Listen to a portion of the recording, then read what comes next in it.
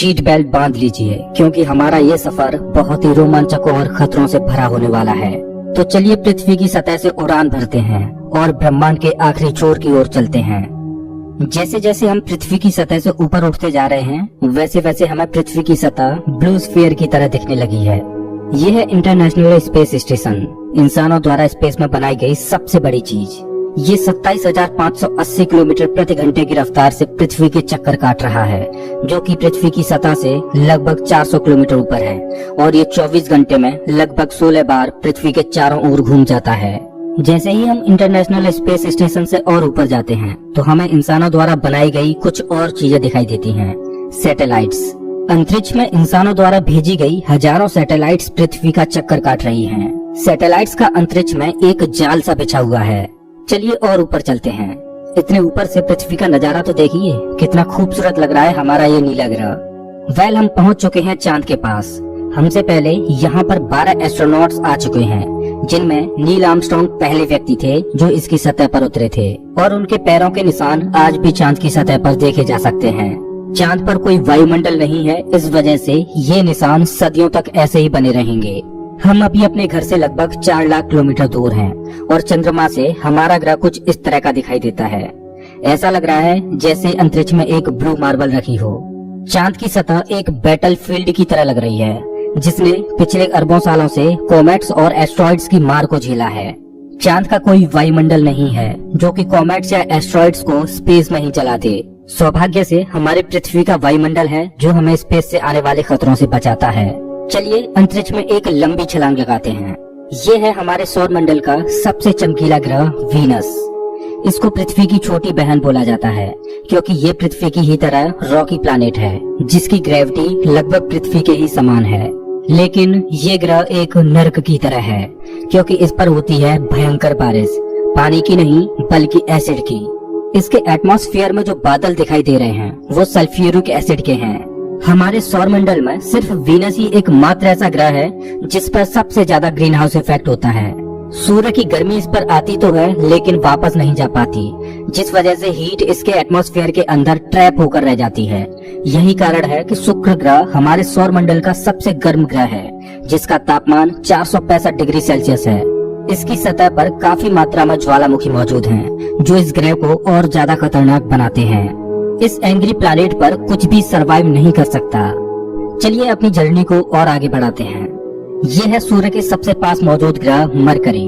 इस ग्रह की धरती हमारे चंद्रमा जैसी नजर आती है, जिस पर बड़े बड़े गड्ढे मौजूद हैं। इस ग्रह के दिन और रात के टेम्परेचर में बहुत ज्यादा डिफरेंस है।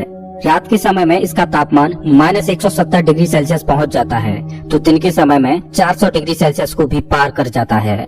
चलिए आगे बढ़ते हैं। ये है हमारा भगवान। यही है जो अपनी ऊर्जा से पृथ्वी पर जीवन को चला रहा है। अगर ये न होता तो हम न होते। पृथ्वी से लगभग 150 मिलियन किलोमीटर दूर मौजूद ये तारा इतना बड़ा है कि इसमें लाखों पृथ्वियां समा जाएं। सूर्य इतना भारी है कि इसकी ग्रेविटी पूरे सोलर सिस्टम को कंट्रोल कर रही है। इससे निकलने वाली लपटें इतनी बड़ी होती हैं कि सूर्य की सतह से हजारों किलोमीटर ऊपर तक चली जाती हैं।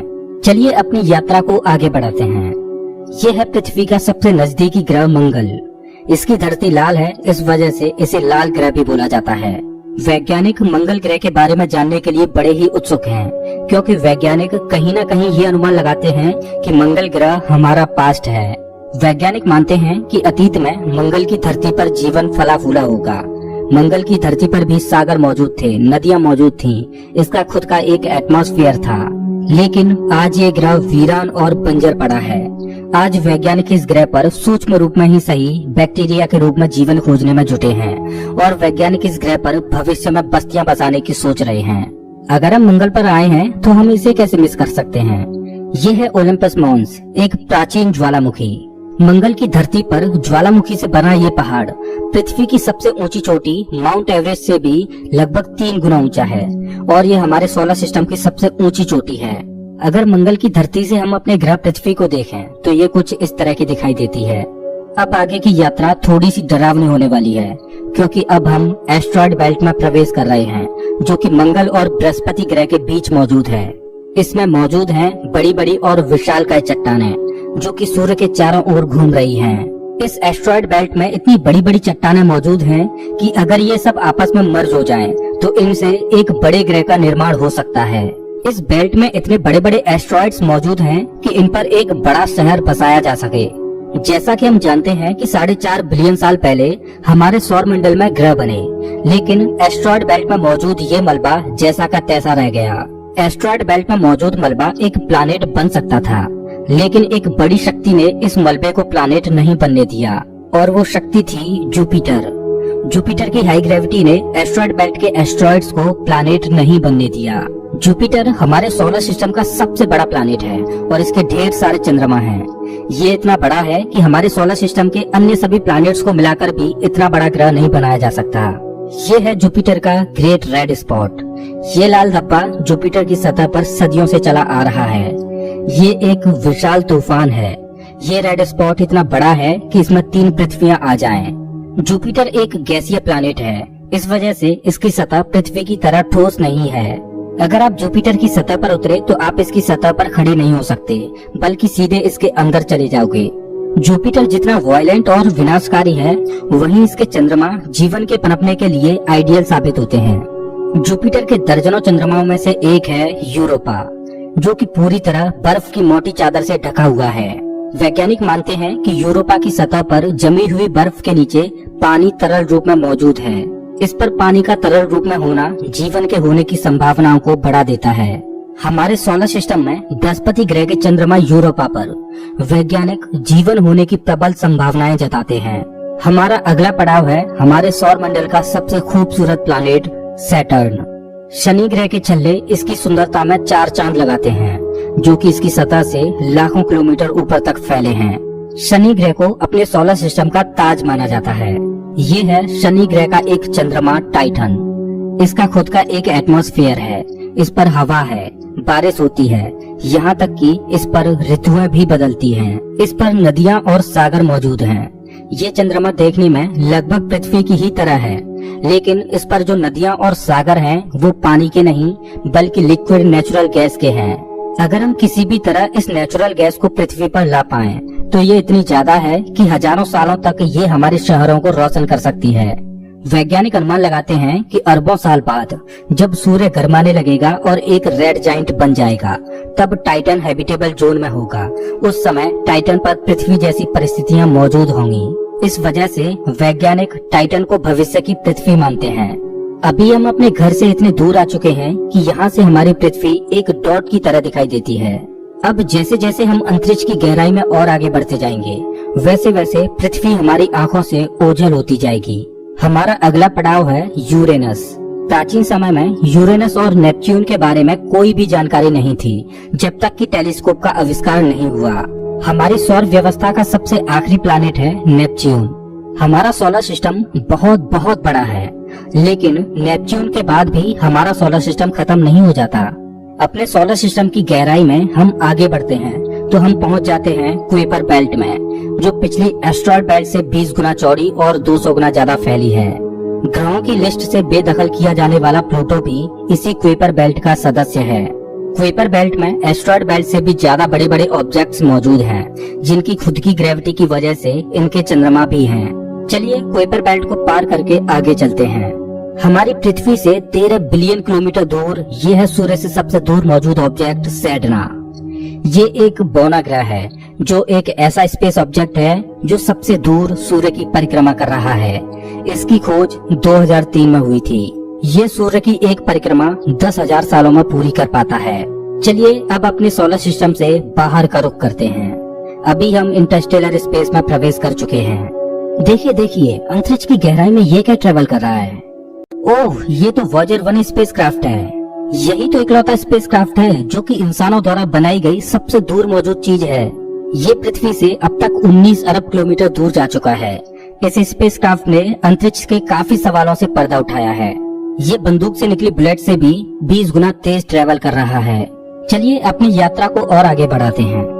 अभी हम अपने सोलर सिस्टम की हदों से इतने दूर आ चुके हैं कि यहाँ से हमारा सूर्य एक आम तारे की तरह दिखाई दे रहा है, लेकिन इतनी दूर से भी इसकी ग्रेविटी को महसूस किया जा सकता है, क्योंकि अरबों की संख्या में यहाँ पर कॉमेट्स को देखा जा सकता है जो सूर्य की ग्रेविटी से बंधे हुए हैं। इन कॉमेट्स में इतना ज्यादा पानी है कि अगर ये सब इकट्ठे हो जाएं, तो ये पृथ्वी से भी ज्यादा बड़े और गहरे सागरों को भर दें। वैज्ञानिक मानते हैं कि पृथ्वी पर ज्यादातर पानी कॉमेट्स के द्वारा ही आया है। पेंसपर्मिया थ्योरी के अनुसार पृथ्वी पर जीवन कॉमेट्स के द्वारा ही धरती पर आया। अंतरिक्ष में तैर रही इन छोटी छोटी बर्फीली चट्टानों में जीवन सूक्ष्म रूप में बैक्टीरिया के फॉर्म में मौजूद हो सकता है। कॉमेट्स का एक विशाल बादल हमारे सौर मंडल को घेरे हुए है, जिसे ऑर्ट क्लाउड बोला जाता है। ऐसा माना जाता है कि ये ऑर्ट क्लाउड हमारे सौर मंडल की ग्रेविटी की आखिरी सीमाओं पर है। इसके बाद सूरज की ग्रेविटी कमजोर पड़ने लगती है, जिस वजह से इसके बाद सूरज का खिंचाव बहुत कम रह जाता है। अब यहाँ से आगे की यात्रा एक अननोन और रहस्यमय स्पेस में होगी, जहाँ घुप अंधेरा है। यहाँ इतना अंधेरा है कि हम अपनी आंखों से भी कुछ भी नहीं देख पाएंगे। यहाँ देखने के लिए हमें इंफ्रारेड विजन की जरूरत पड़ेगी। हम अपनी पृथ्वी से बहुत बहुत बहुत दूर आ चुके हैं, लेकिन ब्रह्मांड के सापेक्ष में ये हमारा एक मामूली सा स्टेप है। यहाँ से हमें चारों ओर अरबों तारे दिखाई दे रहे हैं, लेकिन अभी हम सबसे नजदीकी तारामंडल की ओर बढ़ रहे हैं। ये है हमारा पड़ोसी सोलर सिस्टम। ये हमसे इतना दूर है कि हमारे सूर्य के प्रकाश को इस तारामंडल तक पहुँचने में 4.3 सालों का वक्त लगता है। इस तारामंडल का नाम है अल्फा सेंटोरी। इस तारामंडल में 3 तारों का समूह है, जिनमें अल्फा सेंटोरी ए और अल्फा सेंटोरी बी तारे आपस में बाइनरी स्टार सिस्टम के तहत जुड़े हुए हैं। इस तारामंडल में प्रोक्सिमा सेंटोरी बी नामक ग्रह मौजूद है, जो पृथ्वी की ही तरह हैबिटेबल जोन में है और इस ग्रह पर एलियन लाइफ मौजूद हो सकती है। चलिए अपनी यात्रा को आगे बढ़ाते हैं। पृथ्वी से हम 10 प्रकाश वर्ष दूर आ चुके हैं और हमारे सामने ये एक बेबी स्टार है, जिसने अभी अपना जीवन शुरू ही किया है और इस तारामंडल में अभी ग्रहों का जन्म होना बाकी है। हो सकता है कि इस तारामंडल में किसी ऐसे ग्रह का जन्म हो जाए जो हमारी पृथ्वी की ही तरह जीवन को धारण करने योग्य हो, लेकिन अभी इसमें अरबों सालों का वक्त लगेगा। वेल, अपनी यात्रा को आगे बढ़ाते हैं। अभी हम पृथ्वी से 20 प्रकाश वर्ष दूर आ चुके हैं और अभी हम ऐसे तारामंडल से होकर गुजर रहे हैं जिसका जन्म हमारे सोलर सिस्टम के साथ ही हुआ था।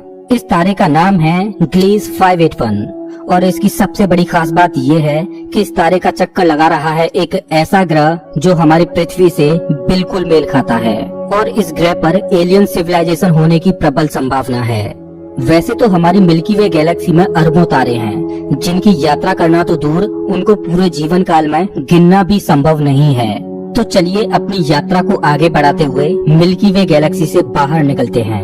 ये है हमारी मिल्की वे गैलेक्सी, जो अरबों तारों का घर है, जिनमें से हमारा सूर्य भी एक है। ये गैलेक्सी इतनी विशाल है कि अगर इसके एक छोर से प्रकाश ट्रेवल करे तो लाइट को भी इसके एक छोर से दूसरे छोर तक पहुंचने में 1,05,700 सालों का समय लगेगा। लेकिन ब्रह्मांड में मौजूद बड़ी बड़ी विशालकाय गैलेक्सियों के सामने हमारी गैलेक्सी कुछ भी नहीं। यूनिवर्स में मिल्की वे से भी कई गुना बड़ी गैलेक्सियां मौजूद हैं। तो चलिए अपने सोलर सिस्टम और अपनी गैलेक्सी को पीछे छोड़ते हुए इंटर गैलेक्टिक स्पेस में प्रवेश करते हैं। इंटर गैलेक्टिक स्पेस में प्रवेश करके हमें दूर दूर तक अरबों गैलेक्सियां दिखाई दे रही हैं, लेकिन ये सभी गैलेक्सियां झुंड में हैं और ये है हमारी गैलेक्सियों का झुंड, जिसमें हमारी गैलेक्सी मिल्की वे और अन्य पड़ोसी गैलेक्सियां मौजूद हैं। गैलेक्सियों के इस छोटे से झुंड को लोकल ग्रुप बोला जाता है। गैलेक्सियों का ये लोकल ग्रुप 10 मिलियन प्रकाश वर्ष में फैला हुआ है। जैसे जैसे हम अपनी यात्रा को आगे बढ़ाते जा रहे हैं, वैसे वैसे हमें अन्य गैलेक्सियों के झुंड दिखाई देते जा रहे हैं और उनमें भी हमारे लोकल ग्रुप की तरह गैलेक्सियां मौजूद हैं। गैलेक्सियों के कई लोकल ग्रुप्स को मिलाकर एक सुपर क्लस्टर बनता है। अभी हमारे सामने जो मौजूद है वो है वर्गो सुपर क्लस्टर। इसी वर्गो सुपर क्लस्टर में हमारी गैलेक्सियों का लोकल ग्रुप भी शामिल है और हमारी गैलेक्सियों का लोकल ग्रुप इस छोटे से पैच में है। अभी हम अपने घर से इतने दूर आ चुके हैं कि यहाँ से हम अपने सूर्य को तो छोड़ो, यहाँ तक कि अपनी गैलेक्सी को भी छोड़ो, हमारी गैलेक्सियों का लोकल ग्रुप ही एक छोटे से पैच के समान दिखाई दे रहा है। कितना विशाल है ना वर्गो सुपर क्लस्टर। इस वर्गो सुपर क्लस्टर में 100 से ज्यादा गैलेक्सियों के लोकल ग्रुप शामिल हैं और ये 110 मिलियन प्रकाश वर्ष में फैला हुआ है। चलिए अपनी यात्रा को और आगे बढ़ाते हैं।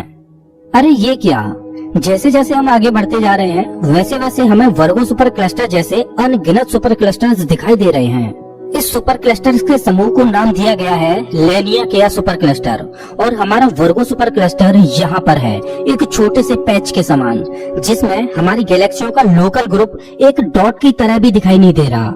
ये लेनिया सुपर क्लस्टर 520 मिलियन प्रकाश वर्ष में फैला हुआ है, जिसमें लाखों वर्गो सुपर क्लस्टर्स जैसे सुपर क्लस्टर्स मौजूद हैं। चलिए अपनी यात्रा को और आगे बढ़ाते हैं।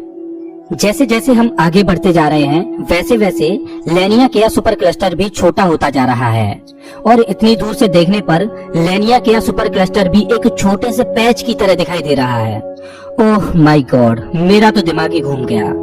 खैर, अपनी यात्रा को और आगे बढ़ाते हैं। ये है हमारा ऑब्जर्वेबल यूनिवर्स, जिसमें हमारा लेनिया सुपर क्लस्टर एक छोटे से डॉट की तरह मौजूद है। लेकिन क्या यही हमारी यात्रा खत्म हो जाती है? क्या इतना ही बड़ा है ब्रह्मांड? जैसा कि मैंने अभी बोला, ये है ऑब्जर्वेबल यूनिवर्स, यानी ज्ञात ब्रह्मांड। ब्रह्मांड के बारे में हम जो भी जानते हैं वो केवल यहीं तक जानते हैं। हो सकता है कि ब्रह्मांड का विस्तार आगे भी हो, जो अनंत तक चलता जा रहा हो, लेकिन वहाँ से हम तक कोई प्रकाश ही नहीं पहुँच पा रहा हो, जिससे हमें ऑब्जर्वेबल यूनिवर्स के बाहर का भी पता चल सके। वैज्ञानिक ये भी अनुमान लगाते हैं कि हो सकता है कि हमारे यूनिवर्स जैसे असंख्य यूनिवर्स और मौजूद हो सकते हैं, जिनमें हमारा ये ब्रह्मांड एक विशाल सागर में एक छोटी सी बूंद के समान हो। खैर, मल्टीवर्स यानी एक से ज्यादा ब्रह्मांडों का अस्तित्व है कि नहीं, ये कोई नहीं जानता और ना ही हमारे पास मल्टीवर्स यानी महाब्रह्मांड के कोई सबूत हैं। लेकिन ये तो तय है कि ऑब्जर्वेबल यूनिवर्स ही ब्रह्मांड का अंत नहीं हो सकता। इसके बाहर भी कुछ न कुछ मौजूद है, जिसका हमें कोई भी ज्ञान नहीं। लेकिन वो क्या हो सकता है? हो सकता है कि हमारा ऑब्जर्वेबल यूनिवर्स भी महाब्रह्मांड में एक छोटे से पैच के समान हो।